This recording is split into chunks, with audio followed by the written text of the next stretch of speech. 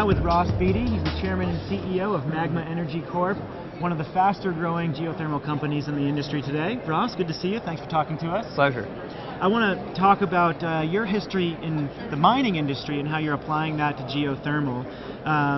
The company has undertaken a variety of acquisitions and is developing projects all over the world.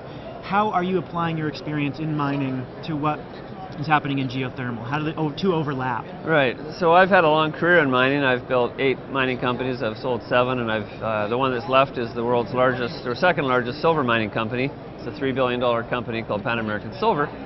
It's active in Latin America. It operates 8 mines. It's in great shape. And when I decided to retire from that in 2007, and I sold some other companies I'd had in the minerals, in the mining space, I wanted to have a new challenge. So I started Magma Energy thinking that it would be quite a similar type of business to mining. It has an exploration phase, an advanced exploration, feasibility, construction, permitting, financing, operation. It takes 4 or 5 years to get these projects going and works in the same rocks, in the same countries as the gold and silver industry. It requires a lot of capital up front. The big difference is you sell electricity instead of metals. So you're dealing with domestic sales instead of an international market.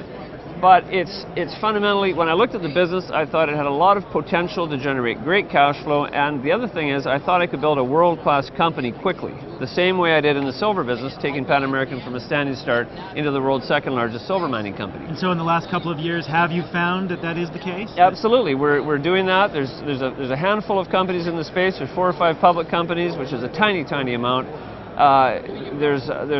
Because of the financial markets right now, they're fairly challenged, and a person like me who's had a lot of experience raising capital and has a very good pedigree with investors, we have a good opportunity base there to outcompete other people at this moment in time. And so I really felt there was an opportunity to build a world-class company, and we've so far been doing that. In only 2 years, Magma Energy now is the second largest primary geothermal company in North America, by far the fastest growing company in the geothermal space in the world, and I expect we're going to keep doing that for the foreseeable future. So has the lack of project finance in the U.S. and internationally impacted your ability to move forward on some of these early stage projects and ones in later phases? So what we've done in the last 2 years is, from a standing start, we've built a very large land position in the U.S. We just simply bought leases. Those are great because we don't have to develop them anytime soon. So we've acquired a big land position. We're doing early stage exploration. Plus, we bought an operation that's producing right now called Soda Lake. So we produce about 11 megawatts in the U.S., and we have a nice operating team around that asset. So we have exploration in the U.S., 1 producer in the U.S. In Chile, we've done a lot of surface exploration, and we've then moved to a discovery of a very large resource, which we're currently drilling, and that's a long-term growth asset for us in South America. Bolted on with the exploration development, we went to Iceland and we bought a very large company that produces 175 megawatts of geothermal power. That's and in HS Orca. HS Orca, and in doing that, we've developed a very balanced portfolio of exploration assets in places like Chile and the U.S., along with producing assets in Iceland and the U.S., and then a lot of pipeline assets that we're moving forward to ultimately produce more electricity, better cash flow, a bigger income statement through the next 4 or 5 years of organic growth in Iceland, in the U.S., and in South America. And that, to me, is a great portfolio approach. We're going big. We're well financed. We're not letting the financial problems in the U.S. affect us because we're going international, and I think it's a real winning formula. That HS Orca acquisition was an interesting one, got a lot of press because of a lot of the concerns from people in Iceland about selling a national company to a private developer. Right. Anything that you learned from that experience and the backlash that you got from people in Iceland? Yeah, it was tedious, and it was a problem that, in a way, it was the opportunity came to us because Iceland's distressed right now. They needed some of the shareholders of that company needed to improve their balance sheets and become and get that which we could produce, which was cash to them. And we did that, acquiring the interest. But at the same time, because of the stress in Iceland, a lot of people were very fearful of business. They're very fearful of foreign developers. They had all kinds of crazy notions about who we were and what we were about that we had to dispel, and we continue to have to dispel.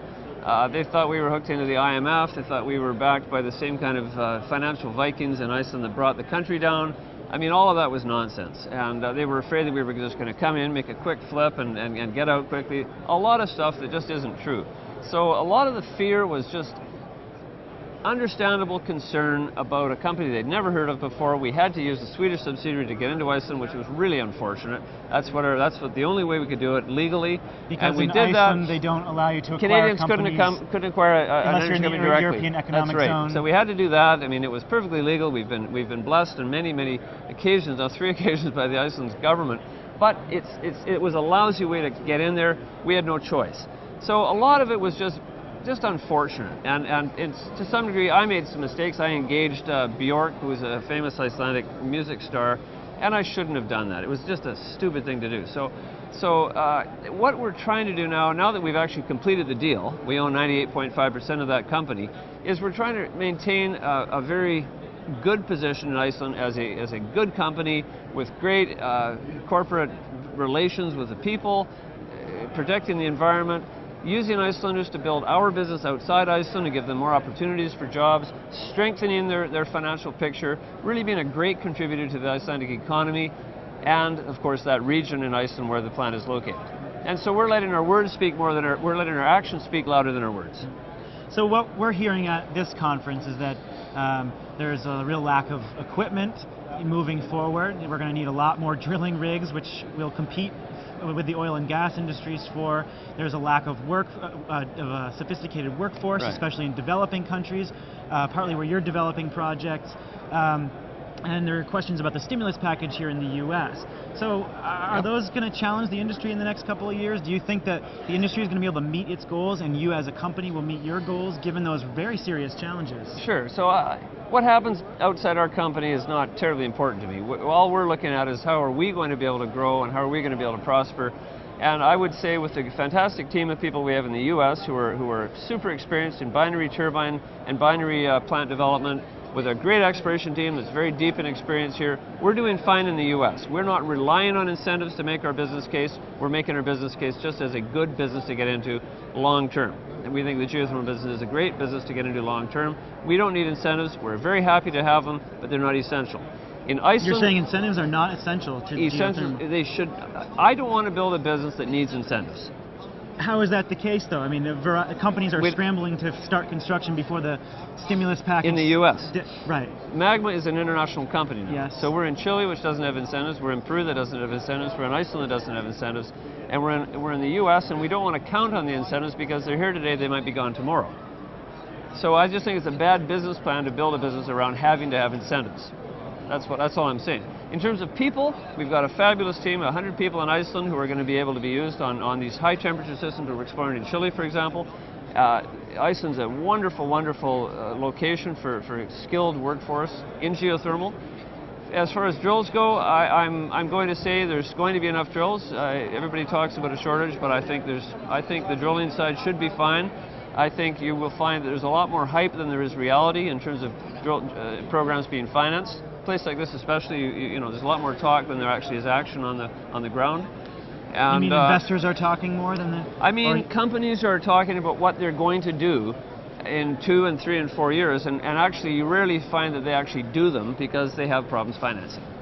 So if you don't have finance, you don't have a need for people, you don't have a need for drills.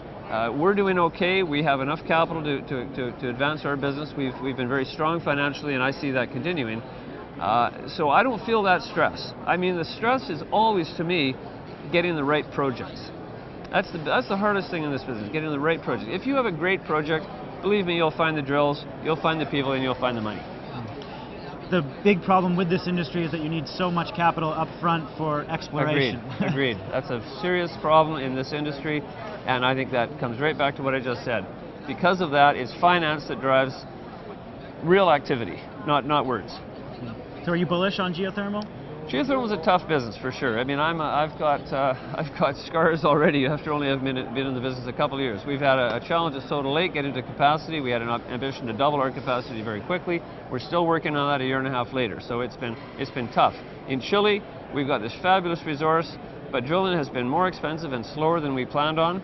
And all of these things are for sure issues with the geothermal business. But I'm still convinced that it's a great business long term. It's clean energy. It's good for the world. it's an opportunity for a leading company to come up from nothing like where I'm striving to become. And at the end of the day, I think we've executed very, very well on our business plan, and we're likely to continue to do that. Well, Ross Beaty, Chairman and CEO of Magma Energy Corp., thanks very much. You're welcome. Thank you.